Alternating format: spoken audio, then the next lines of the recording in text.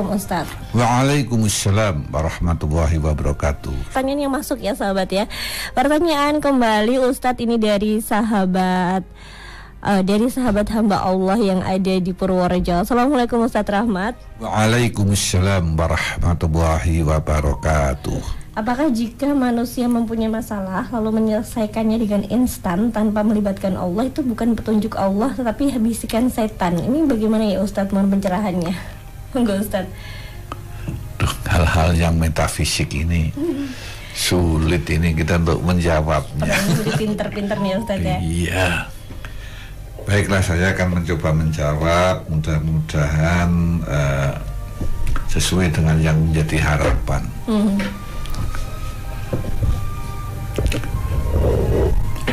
Jadi yang baik menurut saya, menyelesaikan sebuah permasalahan itu perlu untuk, kalau dalam bahasa komunikasi itu konsultasi dengan Allah. Karena apa? Khairihi wa syarihi itu semua minallahi ta'ala. Ini kan harus paham bahwa baik dan buruk yang ditimpakan pada manusia itu tidak terlepas dari rencana Allah. Sementara kalau kita ini pas menerima yang tidak baik menurut kita, kadang baik menurut Allah. Maka dalam menentukan pilihan itu juga jangan gerusah-gerusuh. Jangan menganggap bahwa kita ini adalah hebat. Jangan menganggap bahwa kita ini adalah orang yang cerdas. Bahkan kita itu sudah sarjana, sudah magister, sudah doktor, segala tahu. Enggak. Tapi kita harus, kalau dalam bahasa saya, konsultasi dengan Allah. Nah, tingkat keberatan masalah yang harus diputus itu seperti apa? Itulah yang menimbang akal kita. Perlukah kita cukup berdoa?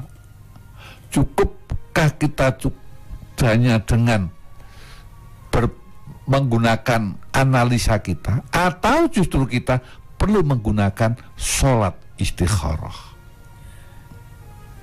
Ini yang harus dipertimbangkan dengan matang. Lepas daripada setan dan saya tidak akan menghukumi.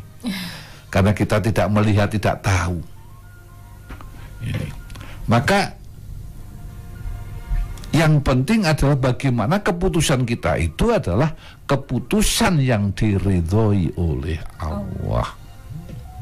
Ini. Ya mungkin bagi siapa tadi itu? Mbak Allah ini. Ya, Mbak Allah ini kalau yang tidak diridhoi itu dibantu setan, ya bolehlah. Nah, saya cara berpikir tidak terlalu menyalahkan setan. Karena kadang-kadang diri kita sendiri juga jadi setan. Ya benar Ustaz. Tapi mungkin karena sifat terburu-burunya manusia juga ya Ustaz ya bisa. Nah, itu termasuk bagian daripada godaan setan. Itu. Artinya untuk menjauhkan kita ini tidak, bahasa saya kembali, berkonsultasi dengan Allah supaya yang kita lakukan ini mendapatkan ridho. Nah, ridho itu lebih penting. Maka dalam melakukan sesuatu harus dilandasi lillah, billah, dan fillah. Harus karena Allah. Kemarin sudah saya terangkan, kita perlu manunggal dengan Allah. Manunggaling kawula Gusti di sini bukan wihdatul wujud, bukan manunggalnya wujud Tuhan ada di dalam diri kita, tapi wihdatul irodah, manunggaling karso. Maka yang kita lakukan ini ditanya pada diri kita, kira-kira yang saya lakukan itu Allah ridho apa tidak. Itu kira-kira saja, nggak usah jauh-jauh. Nah kalau Allah ridho, laksanakan. Ini pentingnya kita itu manunggalin karso. Maka bila Allah itu suka, kita ikut suka. Yeah. Bila Allah tidak suka, kita juga nggak suka. Karena apa? Suka dan tidak sukanya dilandasi suka dan tidak sukanya dengan Allah. Ini manunggal. Apa nggak hebat orang manunggal dengan Allah? Mbak Siva saja, Mbak Nada saja itu mau manunggal sama mertua saja sulitnya, Masya Allah. Kok kita bisa manunggal dengan Allah Subhanallah. Inilah yang perlu dipahami di dalam kita melaksanakan sholat, melaksanakan kehidupan. Santai aja apapun yang terjadi. Yang penting kita sudah ikhtiar, kembalikan kepada Allah. Libatkan Allah ya Ustaz. Iya. Iya, terima kasih sekali untuk jawabannya Ustaz, dan juga terima kasih jawabannya. Pertanyaannya dari sahabat hamba Allah yang dari Purworejo. Nah, yang selanjutnya ini dari sahabat Lastri yang dari Kemiria. Assalamualaikum Ustaz Rahmat. Waalaikumsalam. Ustaz mau bertanya, mengapa ada orang yang selalu sholat tapi masih berbuat keji atau maksiat? Terima kasih jawabannya, Ustaz. Itu gampang itu jawabnya. Sholatnya jelek. Oh, berarti sholatnya tidak khusyuk atau gimana, Ustaz? Ya bisa tidak khusyuk, bisa sekedar melaksanakan kewajiban, atau justru dia hanya tutup supaya dikatakan orang soleh. Nanti ya mari sholat kita yang baik, sholat kita itu yang lillah. Berarti kalau misalkan tadi pertanyaannya mengapa ada orang yang sholat tapi masih berbuat maksiat atau keji, berarti simpel jawabnya ya Ustaz ya, karena sholatnya masih jelek. Kalau sholatnya insya Allah sudah bagus, sudah khusyuk, sudah insya Allah sudah sempurna ya Ustadz ya. Insya Allah akan menjauhkan kita dari kemaksiatan. Ini Nadia mau bertanya sekarang ya Ustadz ya. Nah Ustadz, kalau misalkan setiap permasalahan hidup kaum muslim seperti itu muncul, ini apa karena memang takdir dari Allah SWT, ataukah ujian tersebut diberikan karena untuk mengurangi dosa-dosa kaum muslim sebenarnya Ustadz? Monggo. Terima kasih Mbak Nada atas pertanyaannya.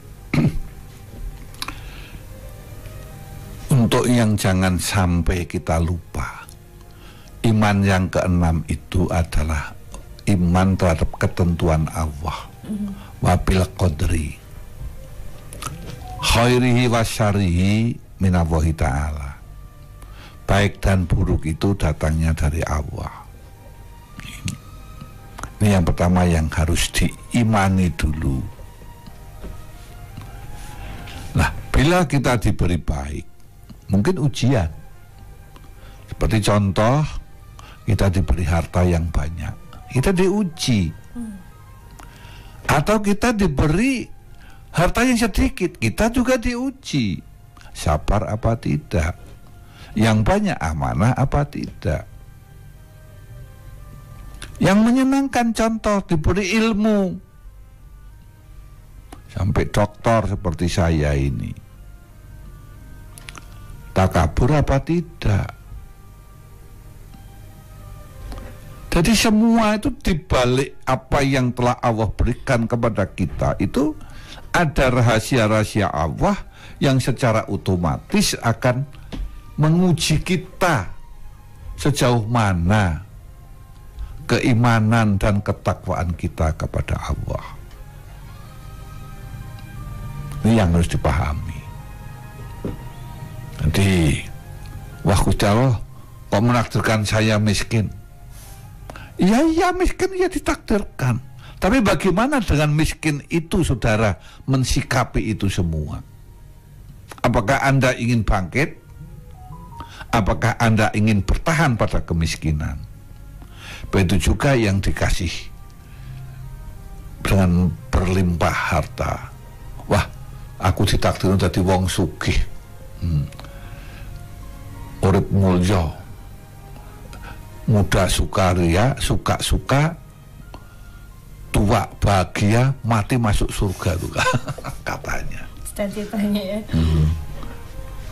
Akhirnya apa? Karena prinsip-prinsipnya yang tidak bersyukur, dengan harta itu justru akan membawa dia ke neraka.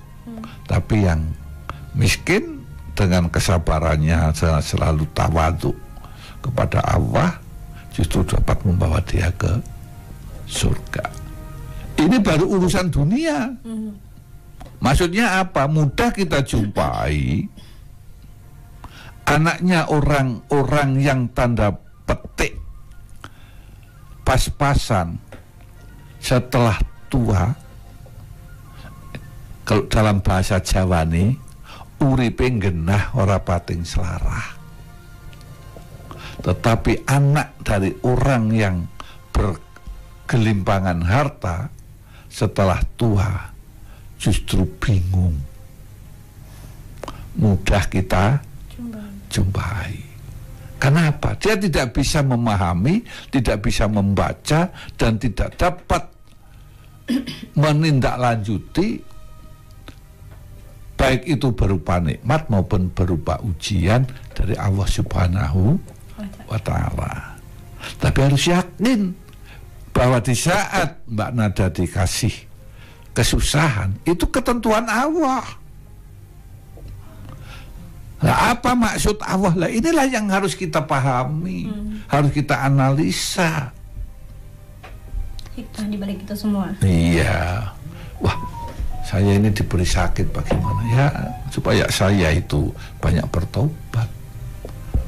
Nah, sakit memang menghilangkan dosa kita.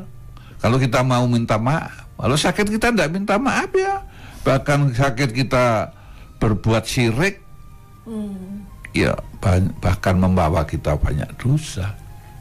Inilah di situ pentingnya kita memahami maksud pesan, bukan sekedar bunyi pesan dan isi pesan, tetapi maksud pesan. Isi pesan ditakdirkan orang miskin, isi pesan ditakdirkan menjadi orang kaya. Maksud pesan apa? Di situ ada tindak lanjut, maka harus dipahami adalah secara filosofi di balik semua itu apa. Maka mudah kita jumpai orang-orang tua kita yang kehidupannya dalam arti lahiriah itu kadang misaake, tapi dia sangat berbahagia. Tapi mudah sekarang kita jumpai yang kehidupannya kelihatan glamor, tetapi justru hatinya menderita karena utang banknya itu banyak. Itulah. Kita tutup dulu untuk Ustadz Rahman. Insya Allah pekan depan kita akan berjumpa kembali dengan Insya Allah. Assalamualaikum warahmatullahi wabarakatuh. Waalaikumsalam.